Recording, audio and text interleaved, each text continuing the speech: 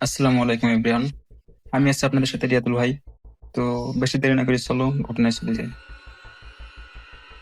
গ্রামটার নাম শিউলিতলা। নাম শান্ত হলেও রাত নামতেই বাতাস ভারী হয়ে যায়। গ্রামের শেষ মাথায় একটা পুরনো বাড়ি। সবাই একে বলে কালো আমলার বাড়ি। বাড়ির সামনে বিশাল এক আমলা গাছ ছিল। দিনের আলোতে গাছটার ছায়া অস্বাভাবিক কালো। অদ্ভুত ব্যাপারে এই গাছে কখনো কোনো পাখি বসে না। রাত হলে এই গাছটার নিচ থেকে শব্দ আসে, খট খট খট, যেন কেউ মাটি খুঁড়ছে। আমার নাম রাহাত।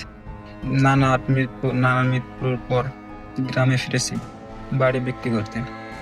গ্রামে ঢুকেই সাবধান। গ্রামে ঢুকেই মুরব্বীরা বলল, সাবধান, সূর্য ডোবার পর ওই বাড়ির পাশে দিয়ে যাস না। আমি হেসে উড়িয়ে দিলাম, ভূত প্রেত আমার কাছে গল্প ছাড়া কিছুই না, এগুলো আমি বিশ্বাস করি না। কিন্তু সেই রাতে আমার ধারণা বদলে গেছে। বিদ্যুৎ নেই, কুপির আলো জ্বালিয়ে ঘুমোতে গেলাম। রাত ঠিক 2টা 17 মিনিট। ঠক ঠক ঠক, কে যেন বাইরে থেকে আওয়াজ করছে। দরজার কেউ নখ দিয়ে টোকা দিচ্ছে। আমি বললাম, কে ওখানে? কোনো উত্তর নেই। আবার সেই শব্দ। এইবার দরজাটা নিয়ে নিচ দিয়ে ঢুকতে গিয়ে লাগলো। এইবার দরজাটার নিচ দিয়ে ঢুকতে লাগলো পানি। দে- দেখতে একদম রক্তের মতো। আমি আমি ভয় নিয়ে দরজার দিকে যেতেই হঠাৎ সেই শব্দ থেমে গেল। দরজা খুলে দেখি কেউ নেই, কিন্তু উঠোনে দাঁড়িয়ে কালো কালো আমলা গাছটার নড়ছে। বাতাস নেই, তবুও গাছ নড়ছে। সকালে ঘুম ভাঙতেই উঠোনে পায়ের ছাপ, মানুষের পায়ের ছাপ, কিন্তু ছাপগুলো উল্টো। পায়ের আঙ্গুল ঘরের দিকে, গোড়ালি গাছের দিকে। এক বুড়ি কাপা কাপা কাপা গলায় বলল, যারা রাতে ডাক শুনে দরজা খোলে আর ফেরে না। আমি জিজ্ঞেস করলাম, কারা তারা? সে সে ফিসফিস করে বলল, যাদের জীবিত যাদের জীবিত অবস্থায় মাটির নিচে পুঁতে রাখা হয়েছিল। সন্ধ্যায় আমি আমলা আমলা গাছের নিচে গেলাম। মাটি অস্বাভাবিক নরম। হঠাৎ কেউ আমার নাম ধরে ডাকলো, এই রাহাত। কণ্ঠটা আমার নানার, কিন্তু নানার তো কবর অন্য জায়গায়। আমি মাটিতে হাত দিতেই মাটির নিচ থেকে একটা ঠান্ডা হাত আমার হাত ধরলো, বরফের মতো ঠান্ডা। তারপর ভেসে এলো একটা কথা, দরজা খোলা ভুল করেছিস। আমার হাতটা ছাড়িয়ে নিতেই মাটি কেঁপে উঠলো। আমি পিছিয়ে পড়তেই মাটির ফাঁক দিয়ে বাতাস বের হলো। মাটির ফাঁক দিয়ে বাতাস বেরোলো। মাটির নিচ থেকে ভেসে এলো চাপা কান্না, একসাথে অনেক মানুষের কান্না। আমি দৌড়ে বাড়ির ভিতরে ঢুকে দরজা লাগালাম। যেন বুক যেন বুক ফুঁড়ে বেরিয়ে আসবে, যেন বুক ফু- যেন বুক ফুটে বেরিয়ে আসবে। ঘড়ির দিকে তাকালাম, সময় ঠিক 2টা 17 মিনিট। এই সময়টা প্রতিদিন থামে না, গ্রামের সবাই জানে, কিন্তু কেউ বলে না। হঠাৎ দেওয়ালে উপর ছায়া ছায়া নড়তে লাগলো। একটা নয়, অনেকগুলো ছায়া। ছায়াগুলোর মাথা অস্বাভাবিক বড়, ঘাড় নেই, শুধু ঝুলে থাকা মুখ। কেউ একজন ফিসফিস করে বলল, আমার বাড়ি ফিরতে চাই, আমি বাড়ি ফিরতে চাই। আমি চোখ বন্ধ করলাম, কিন্তু শব্দ থামলো না। সকালে মুরব্বীদের কাদের চাচার কাছে গেলাম। সকালে মুরব্বীদের মুরব্বী সকালে মুরব্বী কাদের চাচার কাছে গেলাম। তিনি আমাকে ঘরে ওর বসালেন। তিনি বললেন, এই বাড়ির নিচে কবর আছে। আমি চমকে উঠলাম। তিনি কথা চালিয়ে গেলেন, 25 বছর আগে এখানে মানুষ গুম করা হতো। রাতে যাদের ধরে আনা হতো, জীবিত অবস্থায় পুঁতে ফেলা হতো। কালো আমলা গাছটা সব দেখেছে।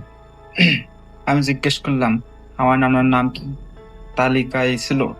আমার নানার নাম কি তালিকায় ছিল? কাদের চাচা চোখ নামিয়ে নিলেন, কিছুক্ষণ চুপ করে বললেন, তারপর বললেন, সে দরজা খুলেছিল। আমি বুঝে গেলাম নানার মৃত্যু অস্বাভাবিক ছিল না।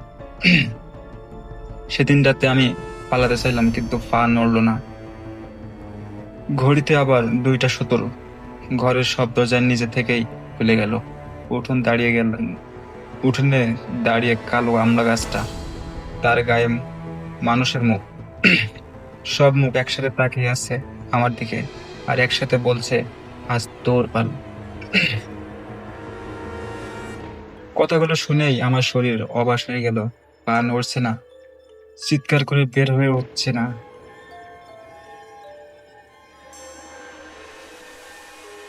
চিৎকারও বের হচ্ছে না। আমলা গাছটার ডালগুলো আস্তে আস্তে নড়ছে।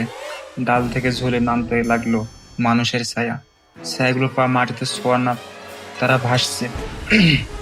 একজনের সামনে এগিয়ে এলো, মুখটা পরিচিত। সে আমার নানা। চোখ নেই, শুধু গর্ত। নানা বলল, আমি বাধা দিতে পারিনি। আমি কাপা গলায় বললাম, কিসের বাধা? সে বলল, আমি পাহারা দিতে দিতাম। এই বাড়িতে যাদের আনা হতো আমি দরজা খুলে দিতাম। আমি চিৎকার করে বললাম, তুমি খুনি। নানা মাথা নাড়ালো। আমি দুর্বল ছিলাম। হঠাৎ মাটি ফেটে গেল, ভিতর থেকে বের হতে লাগলো হাত একটা, হাত একটার পর একটা। সব হাত আমাকে ধরতে চাইছে। আমলা গাছের কাগুনে আমলা গাছের কাগুলে লেখা উঠলো, রক্ত দিয়ে লেখার নাম। শেষ নামটা আমার রাহাত। আমি দৌড় দিতে চাইলাম, কিন্তু পেছন থেকে কেউ আমার পা ধরলো।